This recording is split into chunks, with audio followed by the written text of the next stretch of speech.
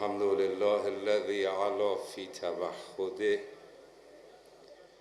و دنا في تفرده و جل في سلطانه و عظم في ارکانه مجیدا لم یزل محمودا لا یزال سبوح قدوس رب الملائکه و روح. ثم الصلاة و السلام علی رسول الله و علی صحبه المنتجبین و علی آله الاطیبین. آنچه که امروز را تشکیل می‌دهد در یک قیاس استثنایی منطقی گنجانده شده است. آن قیاس استثنایی منطقی که از تالی و مقدم تشکیل می شود عمق تحریری بیان نورانی قرآن برای همگان معین می گردد، چون باغبان واقعی آن کسی است که زمین شوره‌زار رو به او بدهید بتواند درخت پرمحصولی از او غرس کند و درآورد. پیغمبر اکرم ما اون روزی ظهور کرد که زمین شوره‌زار جزیره العرب را تبدیل به تراوت نور و ایمان و حکمت کرد.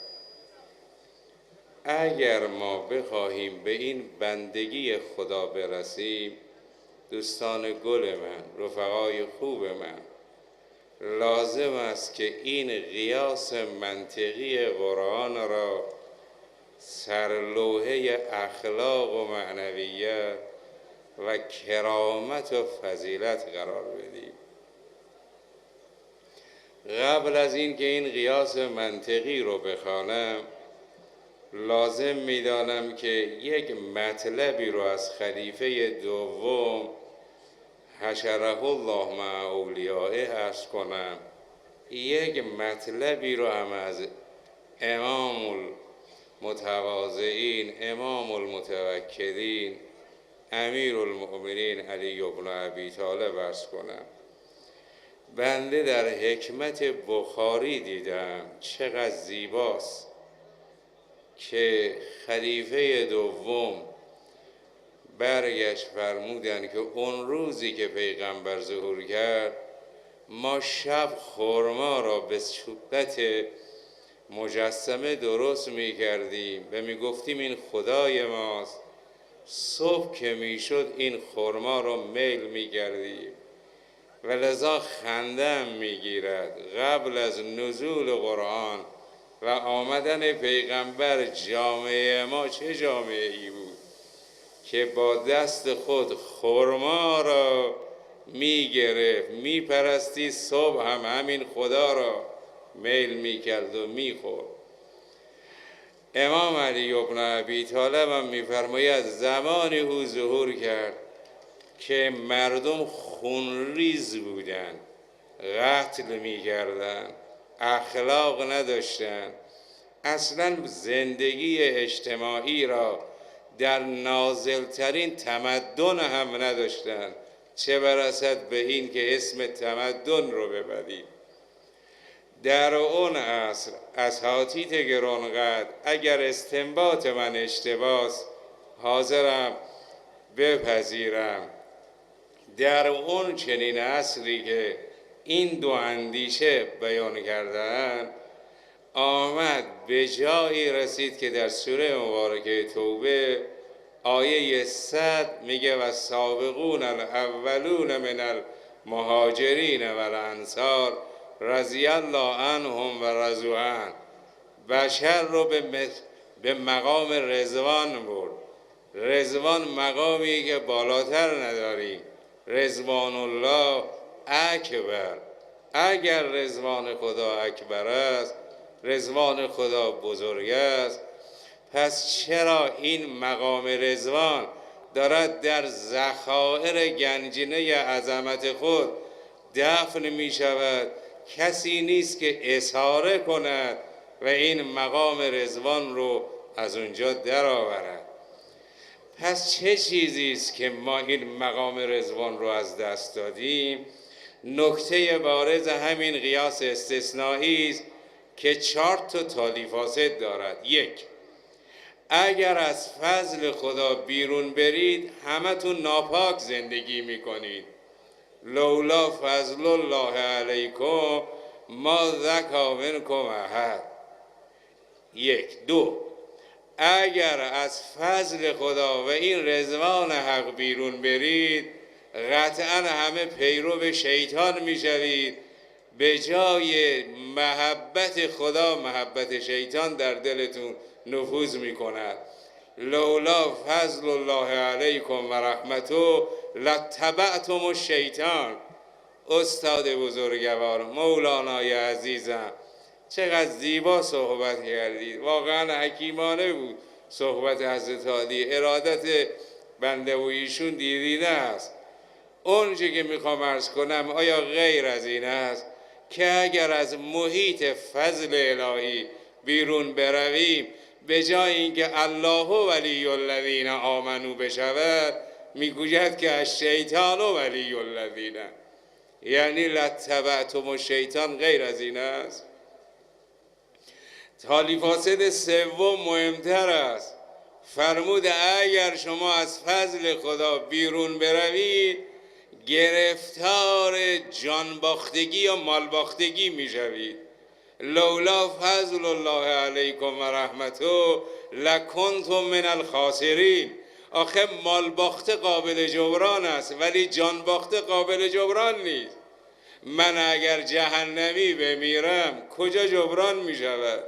مالباخته اگر ورشکست بشود میتونه ورثه جبران کنن، دیگری جبران کنن، اما جانباخته که جبران نمی شود. انقدر دلم می سوزد که به نام اسلام دارن جانباخته می شوند در حالی که این جانباختگی اثری نداره و سودی نداره. ببینید چقدر زیبا با شما برخورد می کند. این حکمتی نیست که بخواهیم آزاد باشد و در خونه هر کسی بخوابد.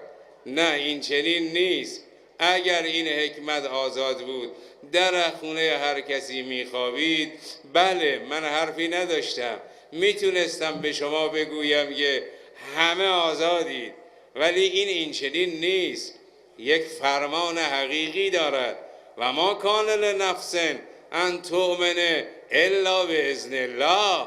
آقا اون وارستگی و سببیت تأثیر میخواهد. اون سببیت تأثیر در وارستگی است. اون وارستگی بدون فضل، ممنونم آقا، بدون فضل که نمی شود، بدون لطف و عنایت خدا نمی شود. یکی از عنایت و لطف خدا همین جلسه هست که علمای اساتید گرانقدر اهل سنت و همچنین عزیزان اهل شیعه در اینجا که از شخصیت‌های برجسته و عالی مقامی هستند، مثل حضرت آیت الله عراقی که از اساتید مهم حوزه ما و شخصیت‌های برجسته علمی ماست که در تقریب مذاهب، و همچنین آقای دکتر مختاری عزیزم که واقعا دانشمند است، همه رفقا که اینجا، عزیز من آقای متکی، ببینید این ثمره جناب آقای استاندار مهرنواز و مهرورز عزیز ما، ببینید این ثمره همه را به نام فضل خدا بنویسید. اگر این فضل را از ما بگیرن امنیت می رود.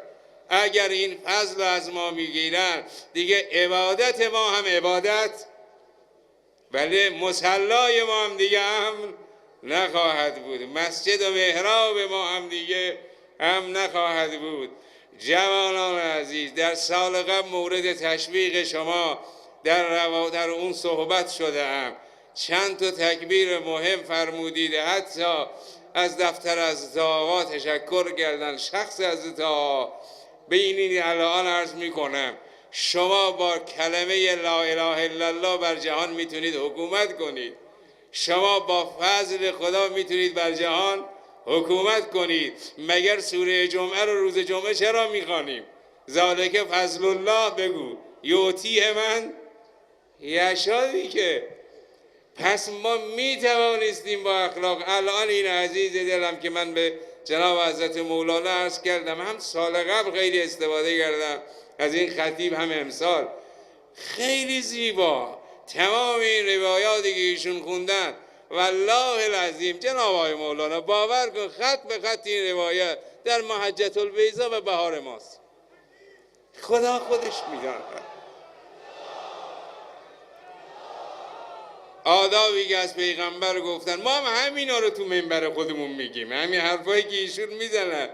مندا ما عمامه رو اینجوری میبندیم، شما اون عمامه رو اونجوری میبندید. پس بنابراین عزیز دل من بیایید با این نظام مقدس، با این تجلی مقدس بر این جهان معنویت. الان جهان معنویت رو از دست داد. الان جهان جان باخته است. یعنی شهوت جنسی بر دین مقدم است، یعنی رقص و ساز و آواز بر اخلاق مقدم است، یعنی رشوه و کلاهبرداری و ظلم و زور بر حکمت و معنویت فائق آمده است. به نظر من روزی فرا میرسد مگر عزیزان من کنز الاموال ندارد؟ شما رفقا اگر این روایت در کتاب شما هم نبود، علما هستن میتونن دوباره بگن نیست. مگر دست نگذاشت بر سر سلمان، فرمود قومی اینها هستن که برمیگردن جهان رو به دین دعوت میکنن. شما قوم همونید. پیغمبر به شما بشارت داد، بشارت همین این صفا و صمیمیتی که امروز دارید میبینید زبان زد عالم هست. من همینجا به شما بگویم خدا خودش میداند در مسیر بخاری حرکت کردید، منو عاشق کرد، خدا شاهده.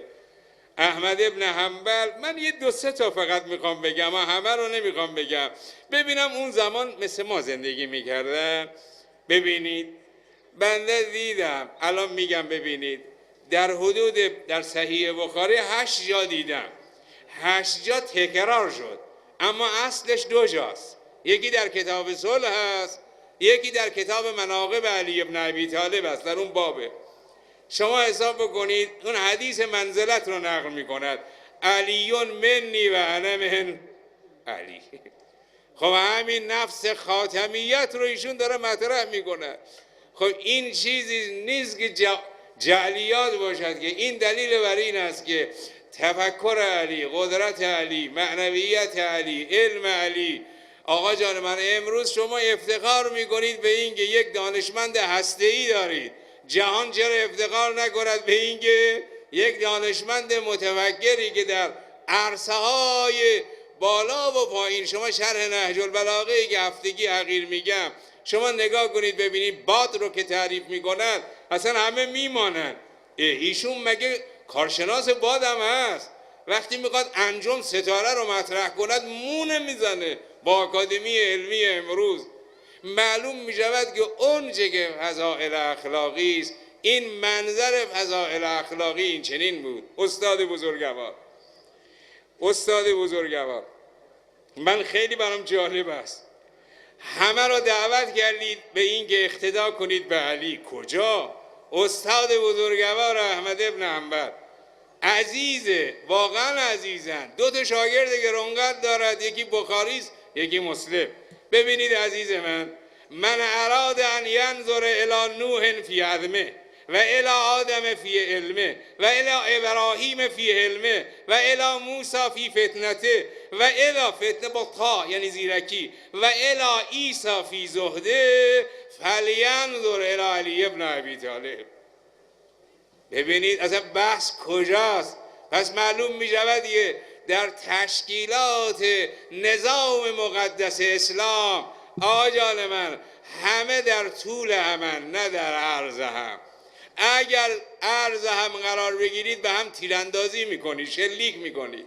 اما اگر رابطه طولی برقرار کنید، رابطه طولی رابطه علت و معلول است. و ان من شیء الا عندنا خزائنه و ما ننزله الا بقدر معلوم. اون وقت شما میرید از خزائن خدا صد برداشت میکنید میرید به این مسلمین به جای تیراندازی. ببینید دشمن با همه اینها مشخصه. استاد گرانقدر، اساتید بزرگوار، سوره مبارکه طه، سوره مبارکه طه میدونید که 20مین سوره قرآن است. سوره انبیاء 21مین سوره است. اون آیه 124 رو نگاه کنید، در اونجا دارد که حتی ما هم بعضیامون کور وارد محشر میشیم. الان حضرت آقا اینجا اشاره کرد، فرمود فکر نکنید که ایمان همینطوریه. اونجا دارد. آقا برمیگردیم میگیم لما حشرتنی اعما وقد کنت بصیرا. حاج آقا عدی میگه چرا من کور وارد محشر بودم؟ من که طلبه بودم، من که بصیر بودم. میدونی چی به ما میگه؟ میگه اتت که آیاتنا فنسیتها، تو آیات ما رو فراموش کردی، دونه دونه آیات ما رو دیدی.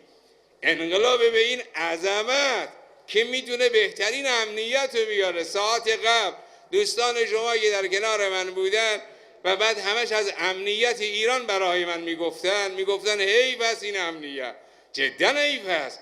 این چیه؟ این آیات خداست، این معجزه خداست. مگه این غیر از آیت خداست؟ بنده اگر خدمت بخاری رو عرض کنم در عرصه روایات اهل بیت علیهم السلام و پیروان اهل بیت، همتون انگوش به دهن میمانید، میگید عجب. پس معلوم است که اون روزی دربا نبود.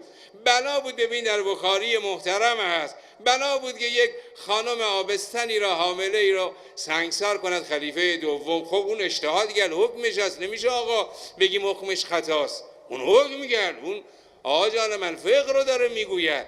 بعد خدمت به آقا علی بن ابی طالب خبر رسید که آقا فرمودن که خدمت هست کنه به ایشون که زن بارداری که خدمت نباید سنگسار بشه و صبر کن این بیشون بچه رو بزاد. بعد ببینی چقدر راحت دومی قبول کرد، چقدر راحت ایشون قبول کرد، حکم قبول کرد، گفت ایشون آزاد کنید تا بچه رو بزاد. ببینید اون روز اگر درگیری به این مثابه که دشمن تعریف میکند، اگر درگیری این بود و اخلاق نبود و معنویت نبود و فقه نبود، پس بنابراین کجاست؟ همه چی فضل خداست. اگر از فضل خدا استفاده نکنیم نمی شود. من این احترامی که شما به عالمتون گذاشتید خیلی خوشحال شدم. به این احترامی که به عالمتون گذاشتید واقعا خدمت تو هست کن خوشحال شدم. جدی عرض میکنم باید هم همینطور باشد. رفقا لطف دارید، محبت دارید. من همینجا از همه شما توقع و انتظار دارم به این که این قداست و طهارت اسلام را بر جهان عرضه کنید و بر جهان بیمه کنید. و واقعا بخاری میتونه محور بسیاری از فقه ما قرار بگیرد و در تقریب مذاهب بسیار مؤثر است. من شک ندارم، پارسالم گفتم شک ندارم شما مردم اهل سنت رو دشمن نمیتونه فریب بدهد.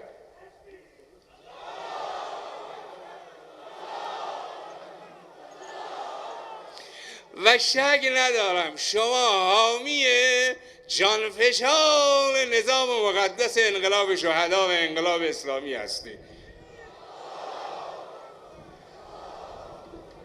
و میدانم، شک ندارم و میدانم شما حامی قرآن و حامی معنویت و اخلاقید و هیچ وقت با کسانی که بخوان برهم بزنن امنیت و اخلاق را اصلا خوشتون نمیاد. بنده از همه شما تشکر میکنم، از محضر علما تشکر میکنم. امر فرمودن وگرنه خدمت مصدق اوقات نمیشدم. خدایا پروردگارا ما را ببخش و بیامرز.